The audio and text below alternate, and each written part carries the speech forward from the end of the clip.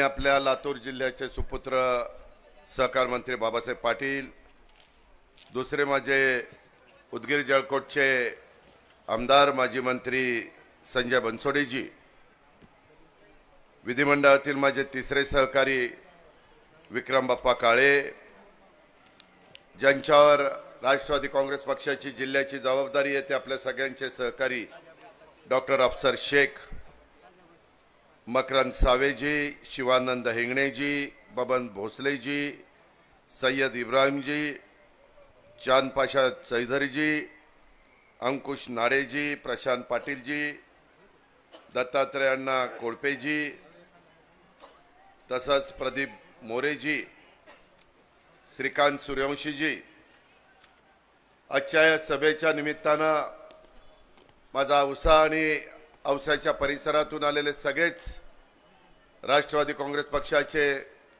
सन्माननीय पदाधिकारी, सर्व सेलचे प्रमुख, युवक, महिला, माझ्या लाडक्या बहिणी, माझ्या युवती, आमचे सगळे बांधव, पत्रकार मित्र, प्रतिष्ठित नागरिक, ज्यांनी आत्ता आपल्या सर्वांच्या साक्षीनं प्रवेश केला ते गोविंदजी खंडागळे, त्यांचे सहकारी, जे के बागवान, त्यांच्याबरोबर आले त्यांचे सहकारी, अक्षय नरवडेजी, त्यांचे सहकारी, शेख दस्तगीर, त्यांचे सर्व सहकारी, संजय मनमुले, अभिजित कुरसुळे, सलीम कुरेशी, जुहूर बागवान, खाजाभाई, त्यांच्यावर आलेले असंख्य कार्यकर्ते, त्या सर्वांचं मी राष्ट्रवादी काँग्रेस पक्षामध्ये मनापासून स्वागत करतो। मित्रांनो, उद्याच्या बांधवांनो, माझ्या लाडक्या बहिणींनो, तुम्हाला पुन्हा एकदा निर्णय घ्यायचा आहे की 5 वर्षाच्या करता औसा नगरपालिकेची सूत्र कोणाच्या हातामध्ये द्यायची आणि त्याच्यामुळं ही निवडणूक अतिशय महत्त्वाची आहे। आम्ही एकंदरीत 23 नगरसेवक, नगरसेविका आणि 1 नगराध्यक्ष, त्या आहेत परवीन नवाबुद्दीन शेख, उच्च शिक्षित आहेत, 2 वेळेला त्यांना नगरसेविका म्हणून कामाचा अनुभव आहे, त्या मूळ आपल्या औसा परिसरातल्या आहेत आणि त्याच्यामुळं ह्या औसा शहरातल्या बारीक सारीक गोष्टी त्यांनी अनेक वर्ष जवळनं पाहिलेल्या आहेत, त्यांना राजकीय वारसा आहे, त्या आपल्या सर्वांचं प्रतिनिधित्व अतिशय चांगल्या प्रकारचं करतील याबद्दल माझ्या मनामध्ये तिळमात्र शंका नाही। म्हणून तमाम माझ्या औसाकरांना, तमाम माझ्या लाडक्या बहिणींना, बांधवांना मी आग्रहाची विनंती करतो की उद्याच्या 2 तारखेला आपण मतदानाला जाल त्यावेळी जी काही आपल्याला ईव्ही मशीन समोर येईल तिथं घड्याळाचं चित्र बघावं आणि घड्याळाच्या चित्राच्या शेजारचं बटन दाबून ह्या आमच्या जीवाभावाच्या 24 सहकाऱ्यांना आपल्या सगळ्यांचं प्रतिनिधित्व करण्याची संधी द्यावी, हीच आग्रहाची, नम्रतेची, कळकळीची विनंती करण्याकरता मी आज लग्नाची फार मोठी तीथ आहे, पण मी डॉक्टरला सांगितलं होतं, अफसरला, की मी आज दुपारी येतो, इथली सभा झाल्यानंतर काही लग्न अटेंड करायचे, नंतर नळदुर्गची सभा आहे, त्याच्या आधी मी आपली परतूरची सभा घेऊन आलो आहे। उद्याच्या 2 दिवसांनी चिन्हाचं वाटप होणार आहे, परंतु जे राजकीय पक्ष आहेत त्यांनाचं चिन्ह वाटप झालेलं आहे हे आपल्याला सगळ्यांना माहिती आहे। मित्रांनो, लोकसभेची निवडणूक वेगळ्या पद्धतीनं लढली जाते, देशाची सूत्र कोणाच्या हातामध्ये द्यायची। राज्याची निवडणूक राज्य पार चांद्यापासून बांद्यापर्यंत कोणाच्या हातामध्ये द्यायचा हा निर्णय त्या त्या राज्यातली जनता घेत असते, आपल्या राज्यातली जनतेने पण घेतला। आम्हाला महायुतीच्या सरकारच्या माध्यमातून तुम्ही सगळ्यांनी कामाची संधी दिली। माझ्यासारख्या कार्यकर्त्याकडे राष्ट्रवादी काँग्रेस पक्षाची जबाबदारी आहे आणि त्याच्यामध्ये मौलाना आझाद महामंडळ, त्याच्यामध्ये औकाफ, त्याच्यामध्ये अल्पसंख्याक विभाग, कृषी विभाग, सहकार विभाग, अर्थ विभाग, नियोजन विभाग, अन्न नागरी पुरवठा विभाग, महिला बाल विकास विभाग, असे वैद्यकीय शिक्षण विभाग, अशी वेगवेगळी महत्त्वाची खाती ही आपल्या राष्ट्रवादी काँग्रेस पक्षाकडे आहे। मागच्या काळामध्ये खरं तर आज आपल्या परिसरामध्ये येत असताना माझ्यासारख्या कार्यकर्त्याला खऱ्या अर्थाने आम्ही या सरकारमध्ये काम करतो, परंतु मी महाराष्ट्राला नेहमी सांगतो आम्ही सगळेजण शाहू फुले आंबेडकरांच्या विचारधारेने पुढे चाललेलो. हिंदवी स्वराज्याची स्थापना करत असताना छत्रपती शिवाजी महाराजांनी रयतेचं राज्य स्थापन केलं. 18 पगड जाती, 12 बलुतेदार, सगळ्या जाती धर्माच्या पंथाच्या लोकांना त्यामध्ये सामावून घेतलं. कुठल्या महिलेकडे कोणी वाकड्या नजरेने बघितलं तर महाराज ते खपून घेत नव्हते. हा इतिहास महाराजांचा आहे.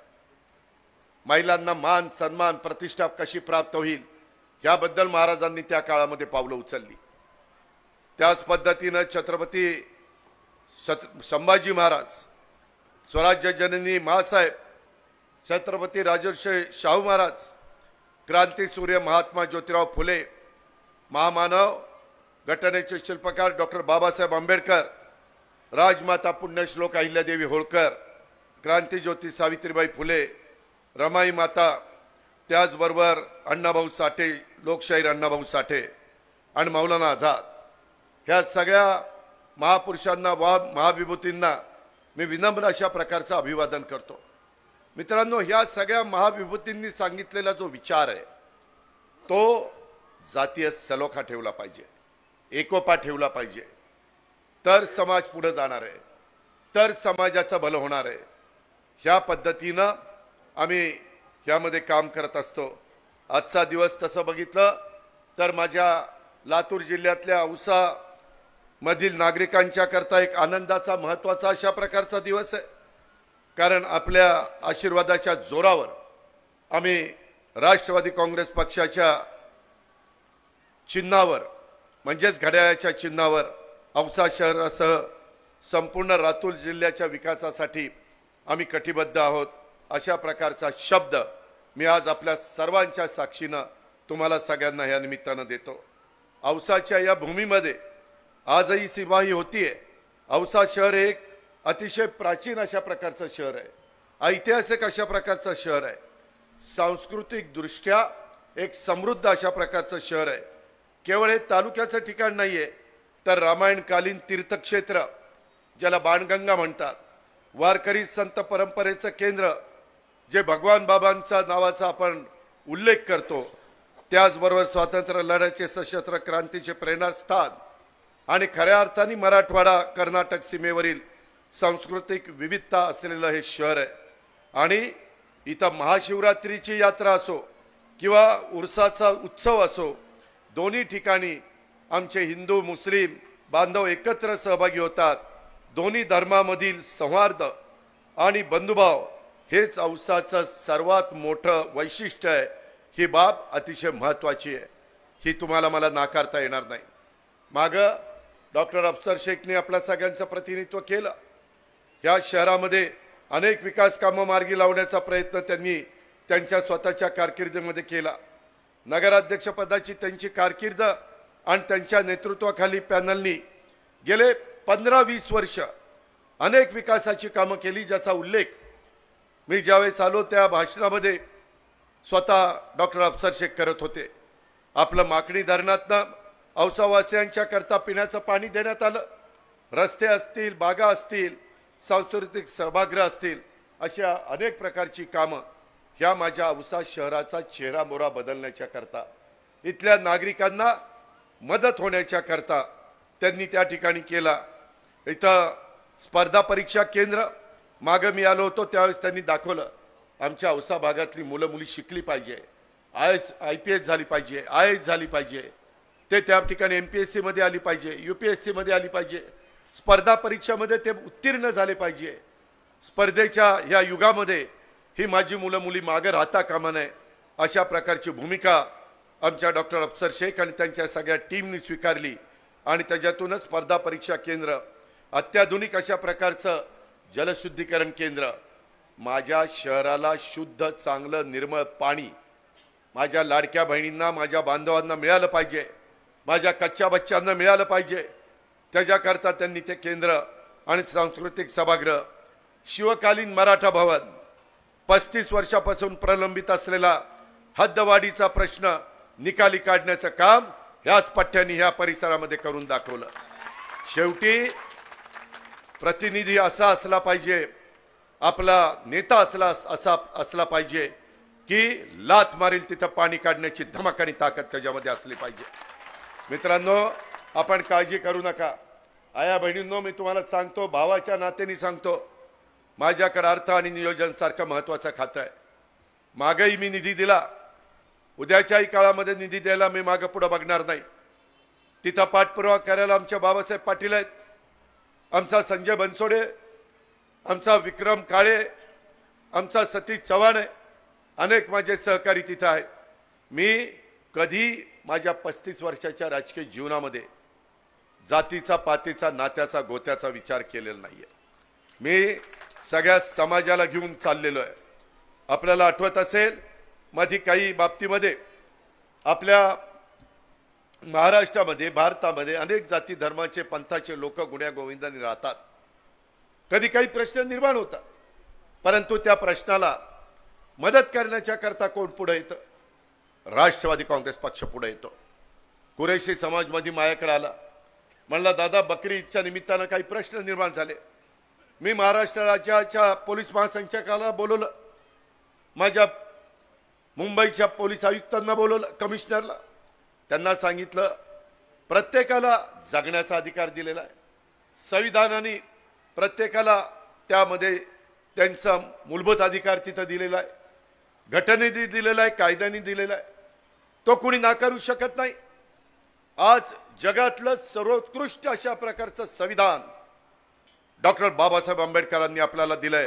म्हणून जम्मू काश्मीर पासून कन्याकुमारी पर्यंत आपण सगळेजण आज एक भारत म्हणून एकमेकाला आधार देण्याचं काम करतो. मित्रांनो, ह्याच्यामध्ये मगाशी काहींनी बोलून सांगितलं, मला तशा बघितलं तर 10-11 जागा मिळाल्या, परंतु संख्येच्या प्रमाणात जागा मिळत असताना मी अल्पसंख्याकांना, हसन मुश्रीफांना तिथं संधी दिली. मी तिथं नवाब भाईंना त्या ठिकाणी संधी देण्याचा प्रयत्न केला, सना मलिकला संधी दिली. आमच्या विधान परिषदेमध्ये एक देखील कुठलाही राजकीय पक्षाचा मायनॉरिटीचं प्रतिनिधित्व करणारा माणूस नाहीये. राष्ट्रवादी काँग्रेस पक्षाने इद्रिस नायकवाडींना राज्यपाल नियुक्त त्या ठिकाणी विधान परिषदेमधनं पाठवलं. मौलाना आझाद आर्थिक विकास महामंडळाला आपले मुश्ताक अंतुलेंना, अंतुले साहेब AR अंतुले होते, त्यांच्या जावयाला तिथं आपण संधी दिली. सलीम नारंगला आपण मौलाना आझाद आर्थिक विकास महामंडळाचं सदस्य म्हणून संधी दिली. वसीम बुरान असेल, तय्यब शेख असेल, शाह आलम खान असेल, अशा अनेक जण. मागं काही काळाकरता मी अल्पसंख्याक आणि मौलाना आपला विभाग आणि त्यामध्ये अवकाफ विभाग हा दत्ता भरणीला दिला होता. आता तो मी माणिकराव कोकाटेंना दिलेला आहे. त्यांच्यावर जबाबदारी आहे. आपण अनेक मायनॉरिटीच्या लोकांना उमेदवाऱ्या दिल्या. मित्रांनो, शेवटी नुसतं भाषणामध्ये शिवशाहू फुले आंबेडकरांच्या विचारधारेचं सांगून चालत नाही, कृती करावी लागती. आणि त्या पद्धतीनं आपल्याला सर्वांना न्याय द्यायचा आहे, सर्वांना बरोबर घेऊन जायचं आहे. माणुसकी हा धर्म आपल्याला सगळ्यांना पाळायचा आहे.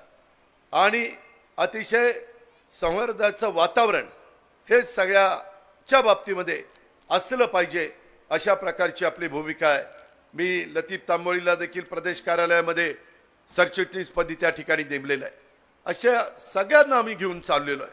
मित्रांनो, एकंदरीतच हा शहरामध्ये ज्यावेळेस हद्दवाढीचा प्रश्न 35 वर्षापासूनचा डॉक्टर अफसरनी निकाली काढला, तर मराठवाड्यामध्ये राज्यात ही सर्वेक्षणामध्ये, स्वच्छ सर्वेक्षणात त्या काळामध्ये औसा नगर परिषदेने 6वा आणि मराठवाड्यामध्ये पहिला क्रमांक मिळवलेला होता. म्हणजे स्वच्छतेच्या बाबतीमध्ये देखील तुम्ही ज्याला लोकनियुक्त नगराध्यक्ष केलं त्यानं चांगल्यातलं चांगलं काम करण्याचा प्रयत्न केला. आणि त्याच रस्त्याने उद्याच्या काळामध्ये आमची परवीन शेख ही जाऊ पाहतीये, तिला तुमच्या आशीर्वादाची गरज आहे, तिला तुमच्या पाठिंब्याची गरज आहे. तिच्याबरोबर जी 23 लोकांची टीम आहे ती देखील तशाच पद्धतीनं सर्वांना बरोबर घेऊन जाण्याचं काम करणार आहे. शहराच्या सौंदर्यात भर घालणाऱ्या अनेक सुंदर आणि देखण्या वास्तू ह्या मागच्या काळामध्ये उभ्या राहिलेल्या आहेत. शहरात 3 मोठी शॉपिंग कॉम्प्लेक्स आमच्या अफसरांनी त्या ठिकाणी उभी केली. आठवडी बाजार दुकानासह विकसित केला. शहरात जवळपास 72 बोरवेल आमच्या डॉक्टरांनी त्या ठिकाणी घेतले. कशा करता घेतली? माझ्या नागरिकांना कुठेही पिण्याचं पाण्याची कमतरता भासू नये ह्याकरता घेतले.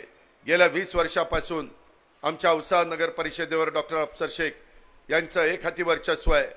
हागणदारी मुक्त शहर करून 1 कोटी रुपयाचं बक्षीस त्यांनी आपल्या नगरपालिकेला त्या ठिकाणी मिळवून दिलेलं आहे.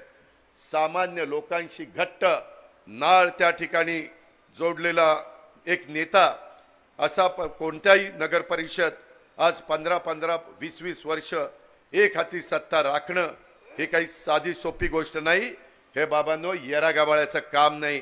त्याला धमक लागते, त्याला ताकद लागते, त्याला समाजाचा पाठिंबा लागतो, जनतेचा विश्वास लागतो.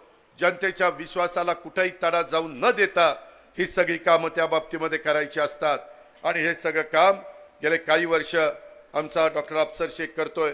केवळ निवडणुकीच्या निमित्तानं जनतेच्या दारामध्ये जाणं आणि तिथं मतं मागणं यांनी मतपरिवर्तन होत नाही. 18 महिने 12 महिने 18 काळ सतत लोकांच्या मध्ये मिळून मिसळून राहावं लागतं. त्यांच्या सुखदुःखामध्ये त्यांच्याकरता धावून जावं लागतं. दुष्काळाचं सावट असो, अतिवृष्टीचं सावट असो, काही निसर्ग कुठं कोपला, आता थंडीची लाट येणार आहे, काळजी घ्या माझ्या लाडक्या बहिणींनो, बांधवांनो.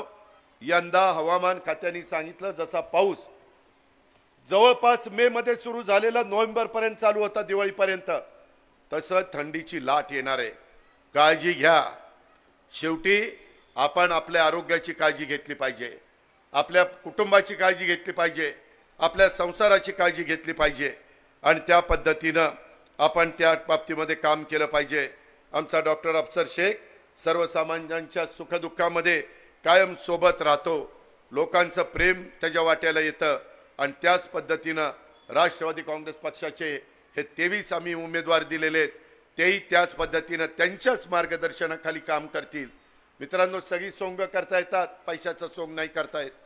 इथं हे सगळी कामं करतील, परंतु निधी देण्याच्या करता मी राज्यामध्ये अर्थमंत्री म्हणून तिथं बसलोय.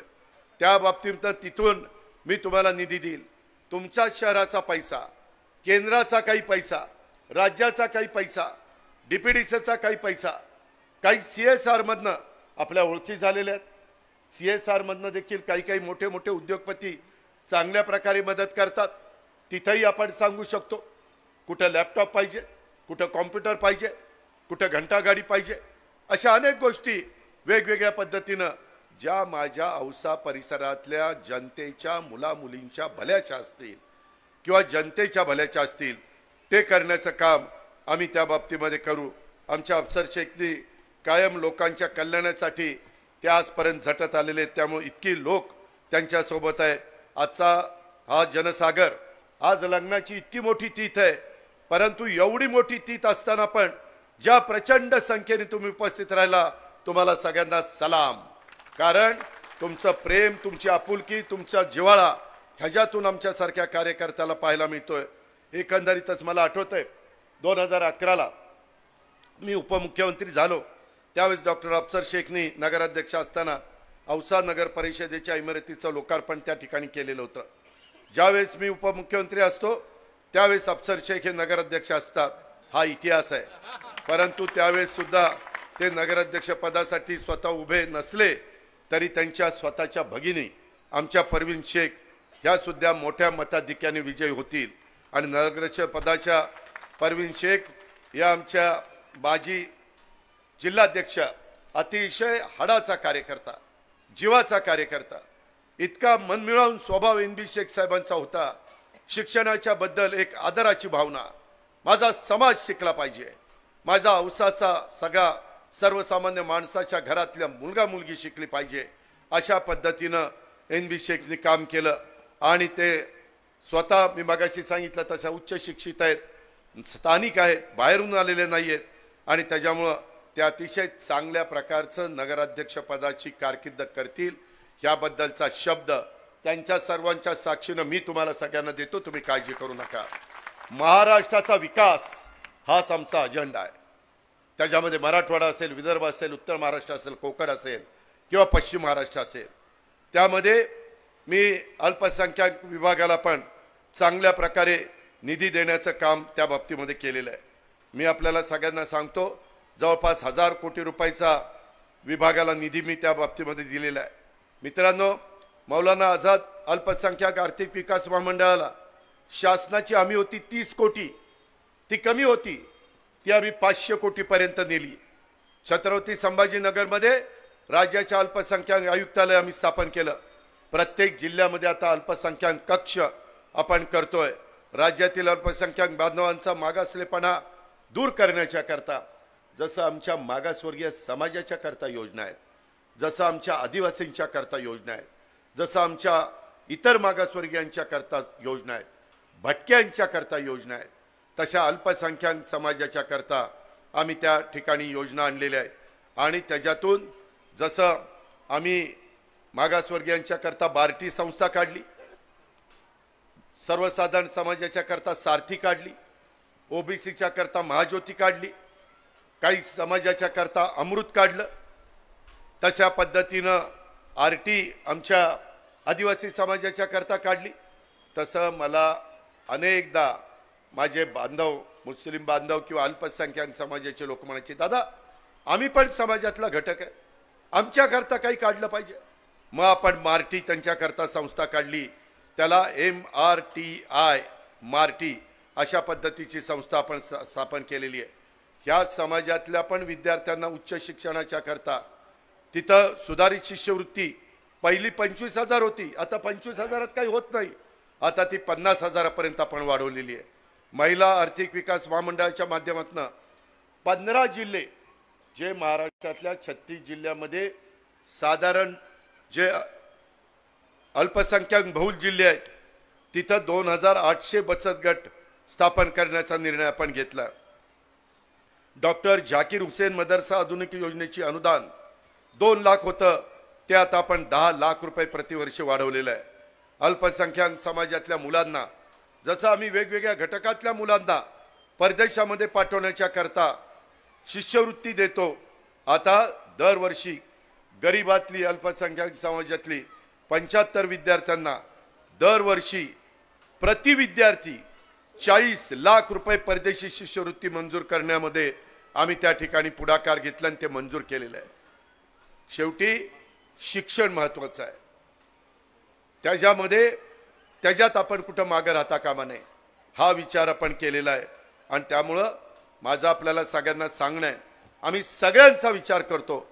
मी ह्या अल्पसंख्याक समाजाचा इथं उल्लेख केला, आता पूरग्रस्त परिस्थिती होती, सगळे मला सांगायचे, बांधव फोन करायचे की दादा कृषी विभागाला पंचनामे करायला सांगा, दादा त्या ठिकाणी 2 हेक्टरचं 3 हेक्टर करा।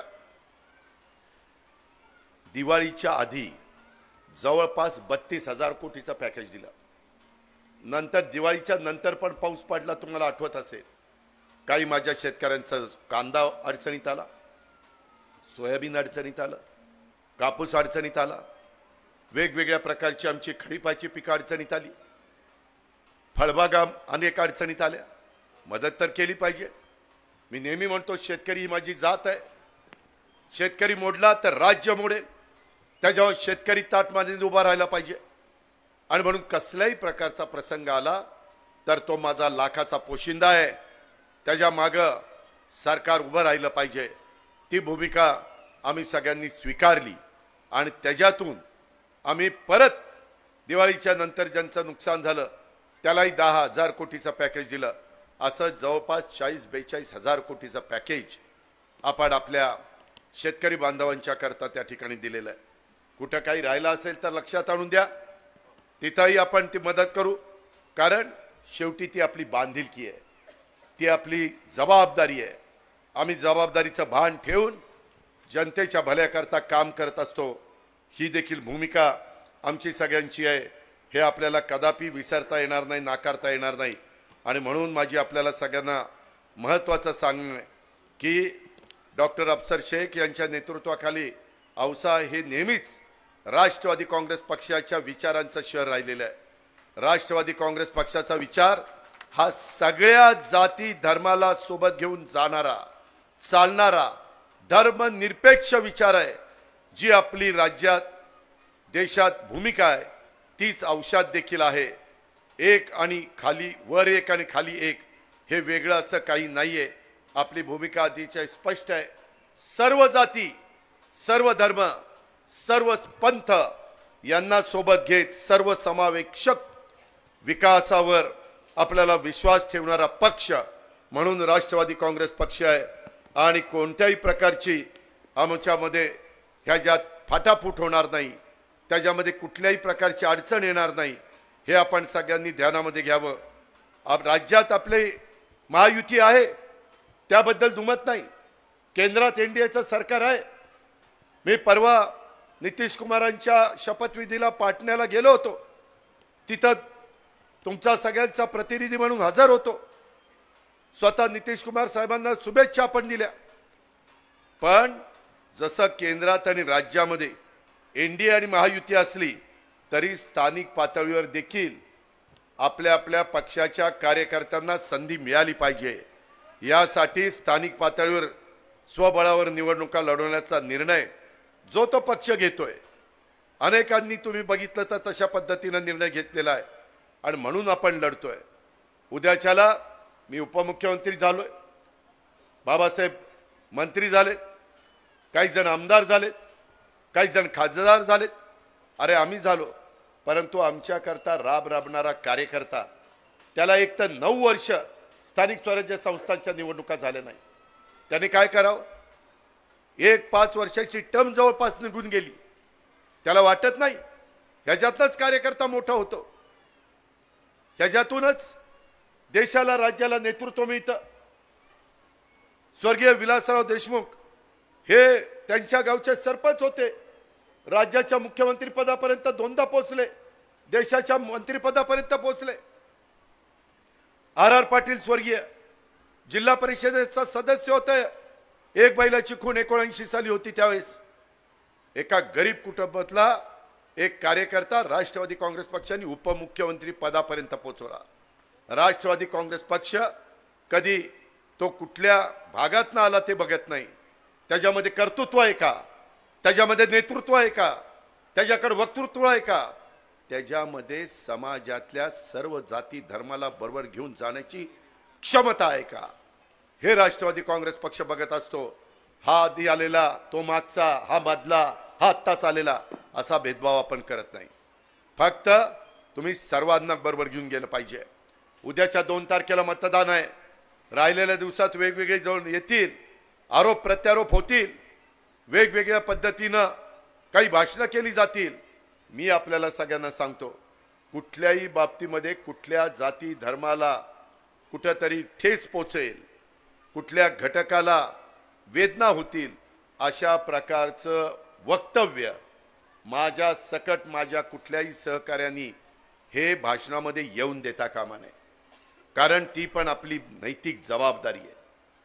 आपण भान ठेवून बोललं पाहिजे, आपण भान ठेवून वागलं पाहिजे. दुसऱ्यांनी काही वेडेवाकडे केलं तरी तिकडे लक्ष द्यायचं कारण नाही. आपलं एकच ध्येय, आपण कामाची माणसं आहेत. मी महाराष्ट्राला सांगतो, मी बिनकामाचा नाही, मी कामाचा माणूस आहे, मी शब्दाचा पक्का आहे. आणि त्यामुळं तुम्ही पण तशाच पद्धतीने वागलं पाहिजे.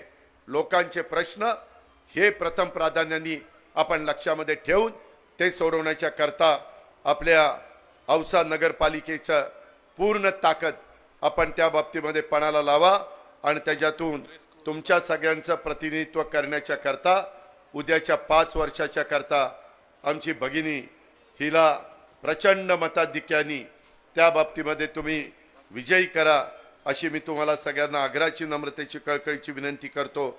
अजिबात दुसरा कुठलाही विचार आपण मनामध्ये आणण्याचं कारण नाही, अशाही प्रकारची अपेक्षा मी आपल्याला सगळ्यांना करतो.